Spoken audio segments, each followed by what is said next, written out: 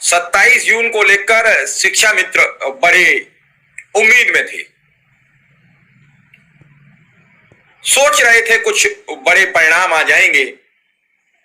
आखिर विनिमय समिति की बैठक थी। अभी समिति की तरफ से कोई रिपोर्ट प्राप्त नहीं हुई है, फिर भी लोगों के कयास हैं कि यह कहकर टाल दिया गया।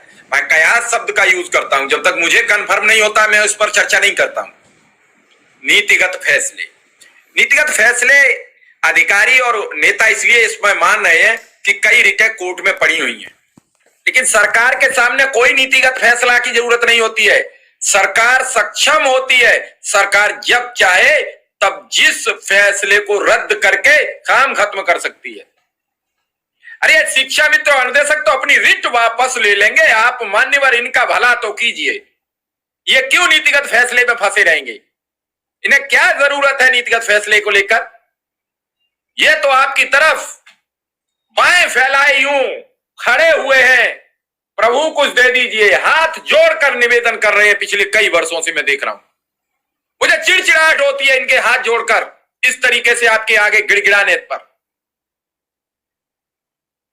और आप हैं कि पिघलने के लिए राजी नहीं है। आपने ये जो बैठक बुलाई विनिमय समिति की, इस बैठक का उद्देश्य क्या था? सार्वजनिक भी की, इसका मतलब क्या था? घटना की खबर जब मिली तो कल एक शिक्षा मित्र का हृदयघात से निधन हो गया, इसलिए की थी ये सब सार्वजनिक? क्या इसलिए चर्चा की गई थी? एक व्यक्ति की मौत पूरे समाज पर पाप होता है, अगर वो किसी कारण से हुई हो। और आप हैं कि कुछ भी कह दीजिए, कितनी भी गुस्सा हो किसी के प्रति, कितनी भी नफरत हो, लेकिन कभी तो तब्दीली आती है।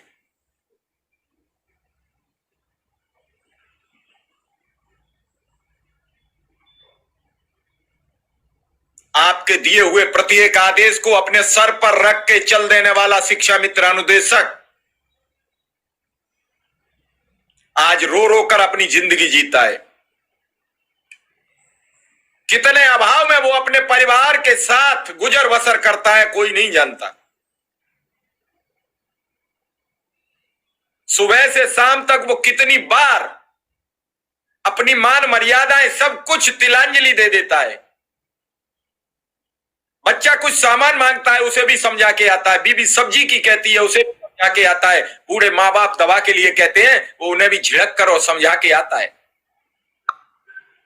दिन भर बच्चों के साथ रह के पढ़ाता है, उसी मनोयोग से लगा रहता है, और शाम को फिर वापसी के समय मनन करता जाता है। और कई बार इसमें दुर्घटनाएं हुई और कई लोग स्वर्ग सिधार गए, क्योंकि उनका मन अपनी जगह काम नहीं कर रहा था।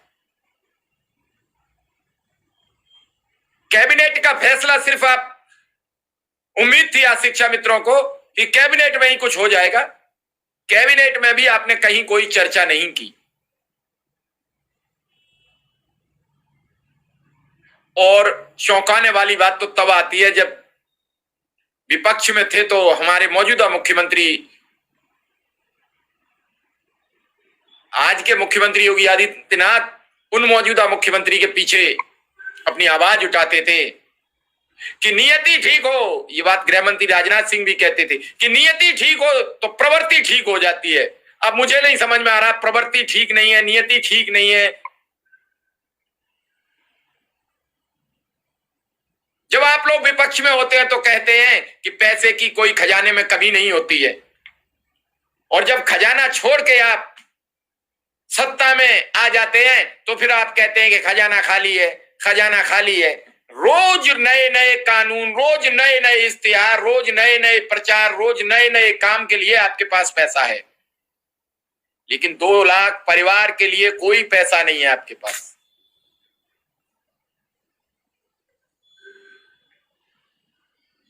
इतनी प्रार्थना ये किसी से करते तो स्वीकार कर लेता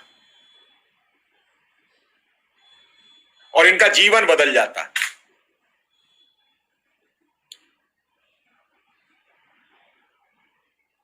27 जून को लेकर शिक्षा मित्र का परिवार खुशहाल हो चुका था, और सिर्फ आपने एक बात कह के, जो चर्चा में है कि नीतिगत फैसला, लेकिन वो नीतिगत फैसला सिर्फ आप समझाने के लिए कह रहे हैं। असली फैसला तो ये है कि ये समिति की बैठक आपने उन विधानसभा और विधान परिषद में जो विपक्ष के नेताओं द्वारा सवाल पूछे गए थे, उन सवालों के जवाब बनाकर आप लोगों ने तैयार किए, और उसमें आप एक साबित कर दोगे कि इन सभी मुद्दों पर कोर्ट में केस लंबित है, ताकि वो सदस्य दोबारा इस मसले पर ना बातचीत कर पाए।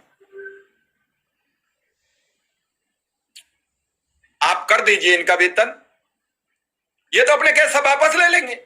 हम आपसे गारंटी देते हैं कि सारे केस ये वापस ले लेंगे, इनसे बैठकर केस वापस करा दिए जाएंगे, इन्हें वेतन तो मिलना शुरू हो जाए। केस किए क्यों है? सिर्फ वेतन के लिए। केस का मकसद क्या है? केस का मकसद तो यही है कि इन्हें वेतन मिल जाए। केस का मकसद तो यही है कि इन्हें ट्रांसफर पोस्टिंग मिल जाए। केस का मतलब तो यही है कि इन्हें नियमितीकरण मिल जाए, और तो कोई केस का मतलब होगा नहीं। सरकार से और क्या विरोध होगा इनका? सरकार से और इनका क्या मतलब होगा?